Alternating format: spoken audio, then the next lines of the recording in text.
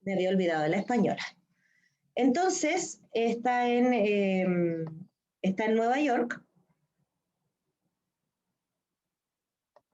y es uno de los fósiles de Tyrannosaurus Rex más completo que han encontrado, ¿no es cierto? Y gracias a eso, entonces, estos sujetos han podido hacer una proyección de más o menos cómo sería el animalito en la vida normal. Obviamente los colores y todo eso se lo han puesto porque es lo que ellos suponen que eran los colores de los lagartos de la época, tomando en cuenta los lagartitos que tenemos actualmente. Bien, entonces, gracias a los fósiles, chiquillos, se ha podido hacer una idea, más o menos, de cómo eran los seres vivos primitivos que existieron en el planeta. Bien, ahora pensemos que la Tierra tiene aproximadamente 6.500 millones de años. Imaginen eso. Y durante esos 6.500 millones de años hasta la época actual han existido muchas especies que por distintos factores ambientales o de hábitat o de alimentación, etcétera, se han ido extinguiendo y lo que han quedado de ellos entonces sobre la Tierra fue justamente el registro fósil. Ahora, ustedes dirán, bueno, ¿y a mí qué me importan los fósiles? Total, yo no ando recogiendo piedras con forma de concha.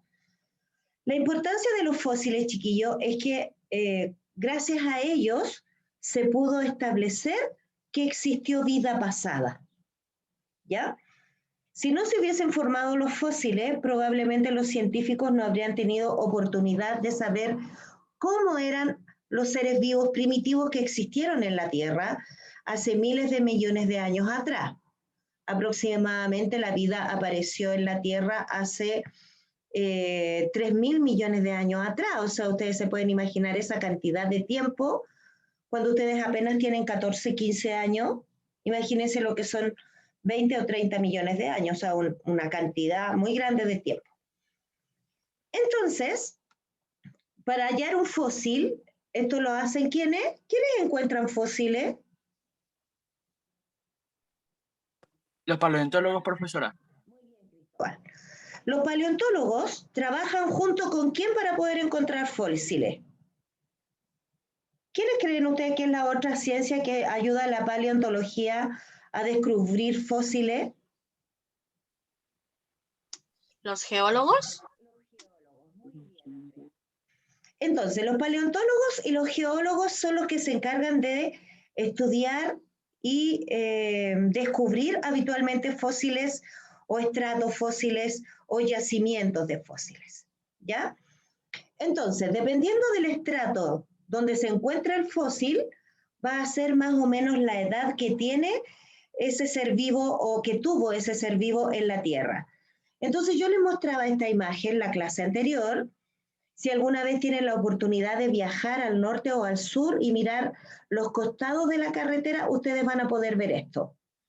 E incluso si vamos acá al Cajón del Maipo, podríamos ver estos estratos rocosos. Ustedes pueden ver que la tierra no es lisa. Cuando la tierra es lisa y no tiene ninguna de estas rayas, significa que es una capa nueva. En cambio, acá nosotros podemos ver una roca antigua, ¿no es cierto? Y la parte de abajo de este estrato rocoso es el más antiguo, y mientras más arriba, mientras más vamos subiendo en el estrato rocoso, más nueva es la edad de la Tierra. O sea, si nosotros hubiésemos encontrado un fósil humano aquí, significa que los humanos habrían vivido en esa época. Pero nosotros estamos viviendo en la capa superior de la Tierra. ¿Cómo se llama esa capa superior de la Tierra, chiquillos? La primera capa que tiene el planeta, ¿cómo se llama? ¿Superficie? Tiene otro nombre. Tiene otro nombre, perdón, estoy media resfriada. ¿Cómo se llama la primera capa de la Tierra? Porque después está el manto, está el núcleo, ¿no es cierto? La litósfera, muy bien. Entonces nosotros estamos habitando en la litósfera actualmente, o sea, en la primera capa terrestre, junto con todos los animales y plantas que son contemporáneos a nuestra era. ¿Cuál es la era que estamos viviendo ahora, se acuerdan? ¿Somos del Jurásico? ¿Cretácico? ¿Qué era es la que estamos viviendo actualmente, chiquillos, geológicamente hablando? Cuando digan, por ejemplo, dentro de 2 millones de años atrás, ¿estos humanos existieron en la era? Cuando estemos colonizados por extraterrestres, como dicen algunos por ahí. Estamos viviendo la era cenozoica. Nuestra era es la era cenozoica. La era de los dinosaurios, por ejemplo, era la era jurásica. Entonces, mientras más rayitas tiene la Tierra, mientras más estratos como este, significa que es más antigua, tiene mucho más tiempo. Y esto lo podemos observar básicamente en los cordones montañosos, que después vamos a ver que ustedes tenían que descubrir por qué se generaba esto y por qué habían fósiles en las grandes montañas, ¿no es cierto? Entonces, mientras más abajo el estrato rocoso, más antiguo, y mientras más arriba, más moderno. Entonces, ¿dónde están los fósiles? No es que yo levante una piedra, ¿no es cierto?, o haga un hoyito en una montaña para encontrar un fósil. Por darles un ejemplo, yo no podría ir aquí, que vivo en Puente Alto, al Cerro de la Ballena, hacer un orificio y encontrar un fósil, ¿ya? Habitualmente los fósiles, chiquillos, se encuentran en montañas rocosas, de rocas, como esta que está aquí, donde esta roca primitivamente, hace miles de millones de años atrás, era barro. La mayoría de los fósiles los encontramos en yacimientos que se llaman de roca caliza. La roca caliza se forma a partir del barro. Por lo tanto, cuando murió ese animalito hace millones de años atrás, su cadáver cayó al barro y con el paso de los años, ese barro se endureció, adquirió minerales, ¿no es cierto? Y de esa manera se transformó en las piedras o rocas que nosotros vemos actualmente. ¿Ya? Ahora, acá ustedes pueden ver una roca que tiene varias diferencias. Tiene, por ejemplo, una roca más sólida y una roca más blanda. Habitualmente, encontrar a esos fósiles es más fácil en rocas más blandas. Como el área o la era.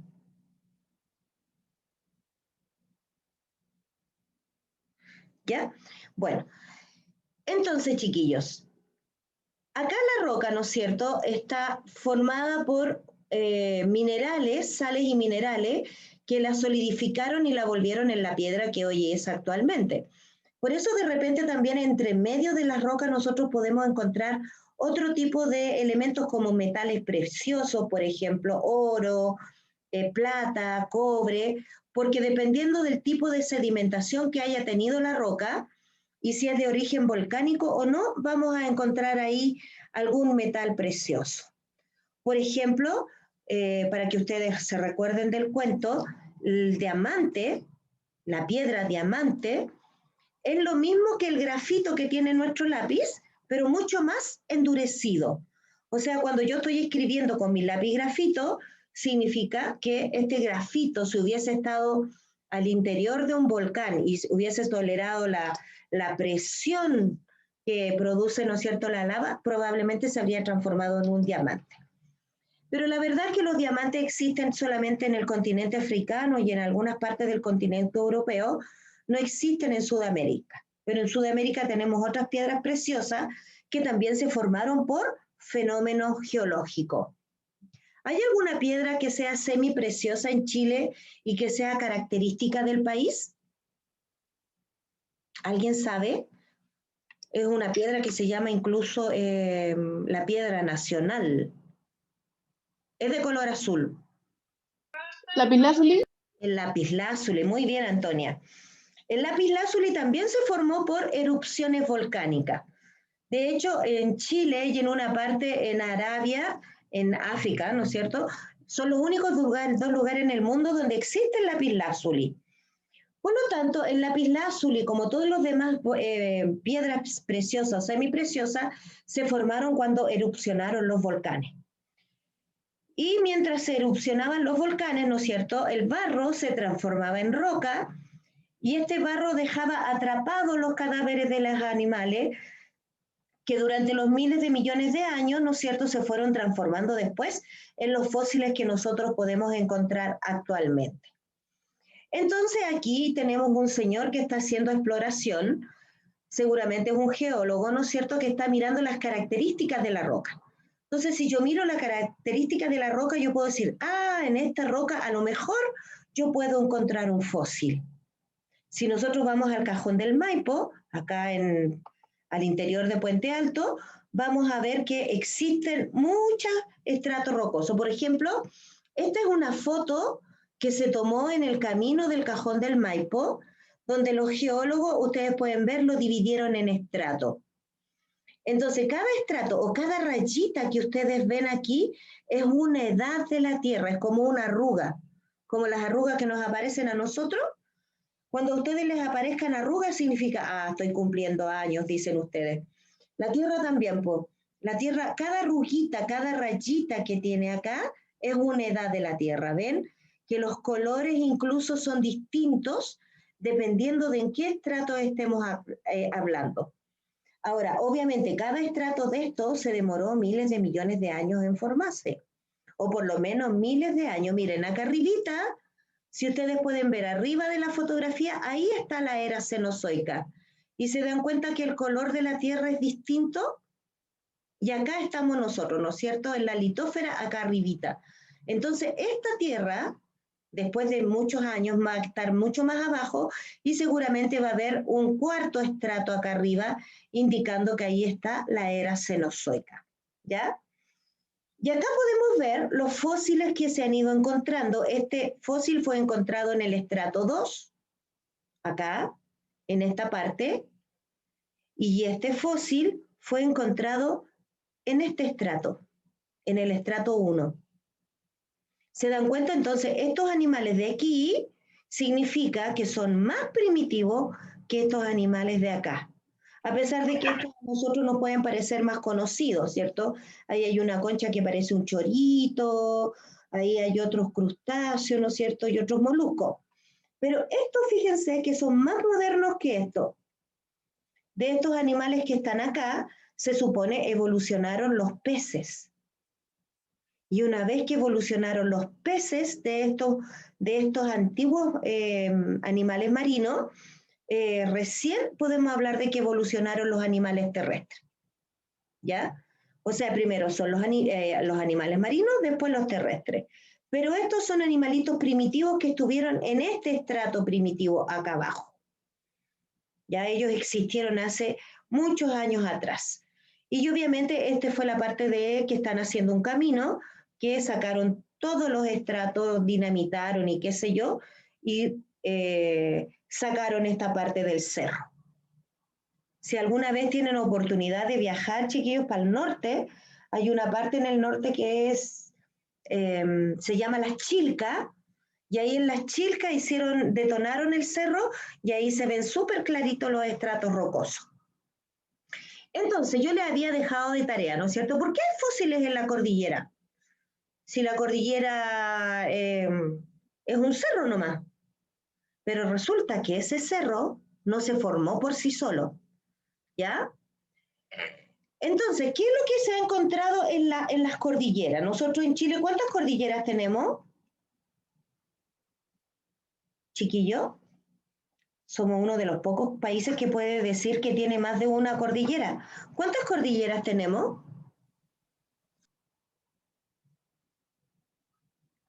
Ajá, las voy a acusar con la profesora de historia. Tenemos la cordillera norte, la cordillera del sur, si no me equivoco. Más o menos. Tenemos dos cordilleras, justamente. La gran cordillera de los Andes, que es la que nos separa de Argentina, que es la que vemos, se ve hermosa cuando cae nieve. Y también tenemos, chiquillos, la cordillera de la costa. Por lo tanto, tenemos dos cordilleras. Entonces, ¿cómo se formó la cordillera? La cordillera se formó porque es bonita, rubia, de ojos verdes, no sé. ¿Por qué creen ustedes que se formó la cordillera? Y esa es otra cosa, chiquillos. Cuando yo les dé una pregunta, contesten la pregunta. No se vayan por las ramas. Esto no se trata de cortar, seleccionar y pegar, sino que tienen que ver qué es lo que yo les estoy preguntando y qué es lo que ustedes me están respondiendo. Me respondieron muchas cosas y muchas cosas equivocadas, pero bueno. Les quería decir eso, cuidado con el cortar, seleccionar y pegar, ¿ah? Nos resulta mucho eso. Sí, profesora, yo esto lo acabo de decir. ¿Hay Ya. montañas por los sismos? Más o menos, ya. Por la placa tectónica. Muy bien, ahí estamos mejor. Profesora, mire, yo estuve cuando era más chiquito, cuando era un niño muy pequeño, como de 7, 8 años, me interesaron mucho los dinosaurios. Mucho, mucho, mucho, mucho. Hasta me compré libros, los investigué, todavía me sé varias cosas, increíblemente. Y sé que hay muchos fósiles encontrados afuera, ya que abajo, antes todo estaba unido. Como usted ya no, una vez nos explicó, ¿Sí? cuando todo eso se separó, también cosas subieron. Por Sí. ejemplo, subieron montañas y subieron muchas cosas que estuvieron abajo del mar. Exacto, muy bien. Muy bien, Cristóbal. Ustedes saben que nosotros tenemos dos placas tectónicas, ¿cierto? La capa sudamericana y la otra placa se llama la sudamericana. La capa de Nazca, muy bien, la placa de Nazca. Entonces resulta que ustedes saben que esas placas, ¿no es cierto?, rozan una con otra y hacen presión y generan los terremotos. Pero resulta que cuando se mete una placa debajo de la otra, supongamos que esta es la corteza terrestre, cuando se mete una placa debajo de la otra, la corteza terrestre se empieza a arrugar, así como si fuera este género.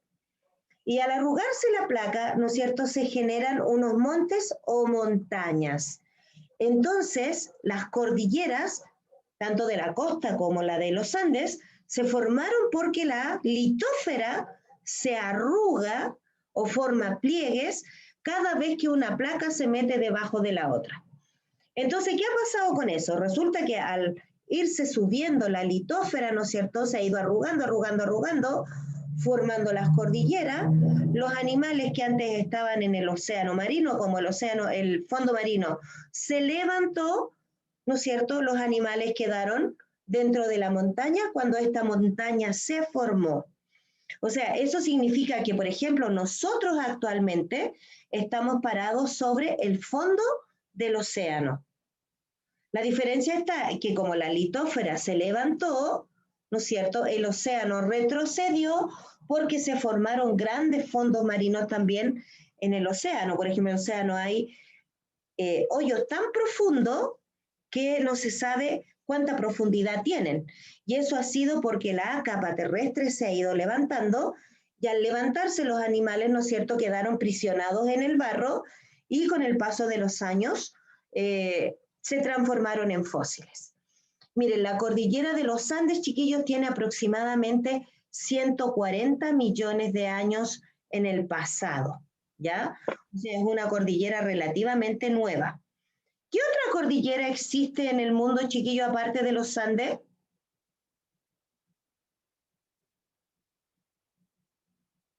¿Qué otra cordillera más hay? ¿Solamente los Andes? Oye, el planeta fome este, tiene una sola cordillera. Sí, profe, planeta Home. Es muy bonito este planeta, chiquillos, es hermoso. ¿Qué otra cordillera hay? Están, por ejemplo, la cordillera del Himalaya en China. Están una cordillera europea súper famosa. ¿Cómo se llama la cordillera europea súper famosa? Los Alpes suizos. Chiquillos, chiquillos, hay que leer, ¿ya? Entonces, todas las cordilleras, chiquillos, el Himalaya, los Andes, los Alpes suizos, se han formado gracias a cuando se meten las placas tectónicas una bajo la otra y generan levantamiento de la litósfera, generando las montañas. Por lo tanto, ese cerrito que tenemos acá nosotros aquí en Puente Alto, el Cerrito de la Ballena, se formó por el mismo motivo. O sea, se plegó la litósfera formando esa pequeña montaña, ¿ya? Pueden ser montañas más pequeñas o montañas más grandes. También la cordillera de Talamanca, ¿no es cierto?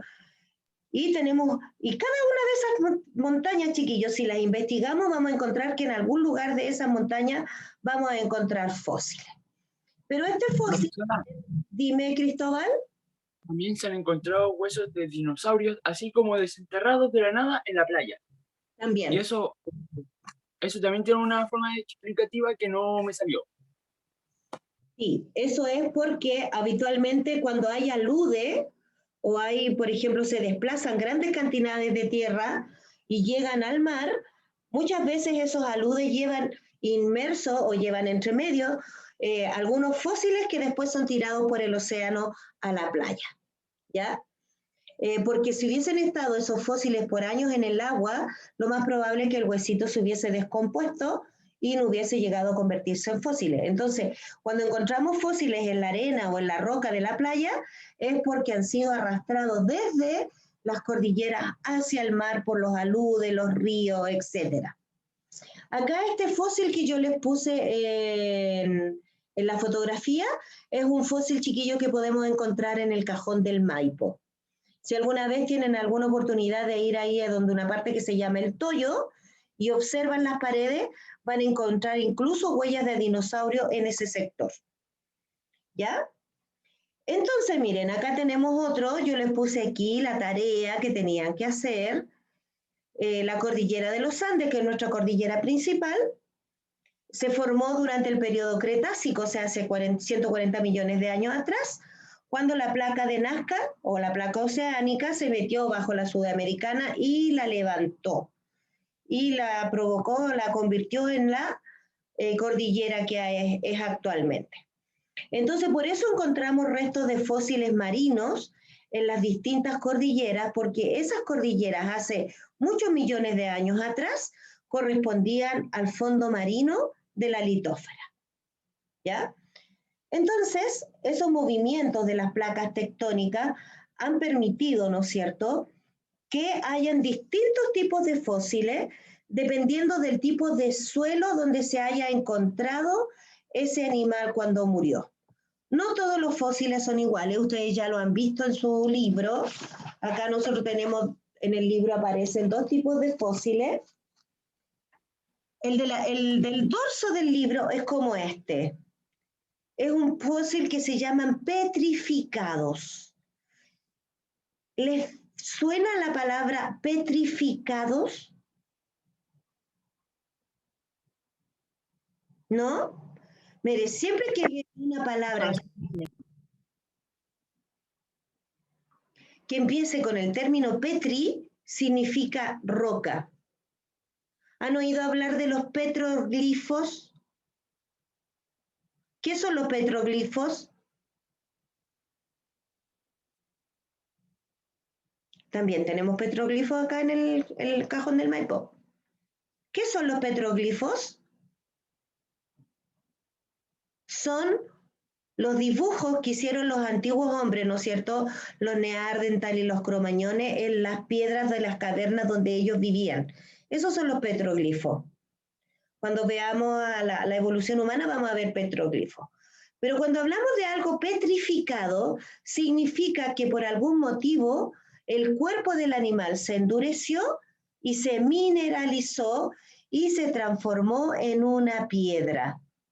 Por eso viene de petrificado. Petrificado tiene que ver con convertirse o estar relacionado con alguna piedra. En este caso aquí yo les muestro, mire este fósil qué bonito quedó. Este se petrificó con sales minerales de calcio, de sodio y de cloro, y en contacto con la atmósfera toma este color. Qué bonito. Nosotros acá en Chile no tenemos esto, lamentablemente, son africanos. Pero, de todas maneras, tenemos nuestros fósiles petrificados también, pero eso significa que las partes blandas del animal o de la planta, porque las plantas también se petrifican, las partes blandas, lo que era, por ejemplo, el cuerpecito del animal, absorbió los minerales del suelo donde él quedó cuando murió y se transformó con el paso de los años en una piedra. Estos son los fósiles más comunes, estos son los que más hay, porque habitualmente quedaron sepultados en el sedimento, como yo les decía, en la tierra sedimentaria, y ahí adquirieron los minerales y se endureció el animalito. Este es más llamativo, ¿no es cierto? Los gelifractorizados. Los gelifractorizados. ¿Se les ocurre qué significa esta palabra? Geli. ¿De dónde? Están Claro. cubiertos de... Geli, ¿qué significará? ¿Congelado? Congelado, muy bien. O sea, un gelifractorizado es un animalito o una planta que fue atrapado por una avalancha o por una luz de nieve y murió en ese lugar, y sobre su cadáver entonces se acumularon capas y capas de nieve. Por supuesto, Rose, ningún problema. Entonces resulta que este animalito, un mamut pequeño, seguramente estaba con su mamá y ocurrió una avalancha en ese instante y él quedó cubierto de nieve. Y a medida que fueron pasando los años, ¿no es cierto?, cayó mucho más nieve sobre él, generando que su cuerpo se congelara y se fracturizara. Eso quiere decir que el hielo, ¿no es cierto?, se incrusta, chiquillo, en el tejido y un fenómeno que se llama criogenización. Ahora, ¿por qué descubrieron a este pequeño mamut? ¿Se les ocurre? Porque este mamut tiene por lo menos 3.000 años. Y está, miren, las excavaciones o porque sube la tierra. Tiene que ver con un fenómeno climático actual, porque este mamut... ¿Porque se derritió el hielo? Porque se derritió el hielo. Muy bien, excelente. Entonces, Profesora, naturalmente hay muchos dinosaurios en los icebergs, que se dice que hay varios dinosaurios, o sea, no dinosaurios, muchos animales en los... porque se quedaron ahí y así uno puede ver de cómo fueron la mayoría. Por ejemplo, ese que encontró ahora mismo está en investigación para revivirlo. Sí. Con el cambio climático, chiquillos, y el derretimiento de los hielos eternos de las altas montañas, han quedado al descubierto estos fósiles de animales que están criogenizados, se llaman, congelados. Entonces, el encontrar estos animalitos criogenizados permite hacer un estudio más acabado, porque si ustedes observan, aquí está prácticamente tal cual como era el bebé mamut en el momento que murió. Se han hecho estudios anatómicos, ¿no es cierto?, químico y bioquímico, para ver cómo era la estructura química que conformaba el cuerpecito de este animal. Y después tenemos estos otros fósiles compresos, ¿no es cierto? Entonces, estos fósiles compresos son los que quedan atrapados en el barro, ¿no es cierto? El barro pasa por encima de ellos y forma capas de barro encima, y una vez que quedan cubiertos de barro, se endurece y quedan cubiertos por una capa de sedimento. Estos son los que habitualmente buscan con una brochita y les hacen cosas por el estilo. Ya estos también hay muchísimos en Chile, especialmente en la zona norte. En la zona norte, ahí por Taltal, Copiapó, Vallenar, hay hartos yacimientos fósiles. Y este fósil, que es una maravilla, ¿no es cierto?, que son los fósiles de inclusión, que son muy hermosos, es provocado porque los animales, especialmente los insectos, quedan atrapados dentro de la savia de los vegetales, y esa savia con el paso del tiempo se transforma en esta piedra amarilla que se llama ámbar. Este tipo de fósiles, chiquillos, los podemos encontrar principalmente en Europa. ¿Eh? En Europa, por allá por donde está Croacia, Ucrania, Rusia, existen muchos fósiles de ámbar, ¿ya? Que es muy similar a la resina. Si alguna vez tienen la oportunidad de ver en los árboles de repente botan como unas gotitas que se ven como gotitas de colores, eso es resina. Esa misma resina atrapó a los insectos que vivían en esos árboles en aquellos años y se transformó después en el ámbar. De hecho, hay piedras de ámbar que valen muy caras porque tienen animales completos, como si fuera una artesanía. ¿Ya? Y después tenemos estos que también tenemos muchos en Chile, yacimientos impresos, donde acá se observan las huellas del dinosaurio, pero está en forma vertical. Pero acuérdense que antiguamente esto estaba en forma horizontal y que por el movimiento de las placas tectónicas se formó esta pared. Entonces no es que el dinosaurio hubiese estado caminando de lado, sino que el suelo se levantó y sus huellas quedaron en la pared vertical de la montaña. Esta es una foto de también un dinosaurio chileno que se encontró en la primera región, por allá por Pica, Iquique, por ese sector. ¿Ya? Y ahí tenemos la tarea de hoy, sáquenle una fotito, porque vamos antes que se acabe el tiempo, chiquillos, yo les voy a subir este PDF al Classroom de Biología para que lo tengan y la próxima clase vamos a hacer una pequeña actividad con nota directa al libro y esta es la segunda tarea. ¿Ya?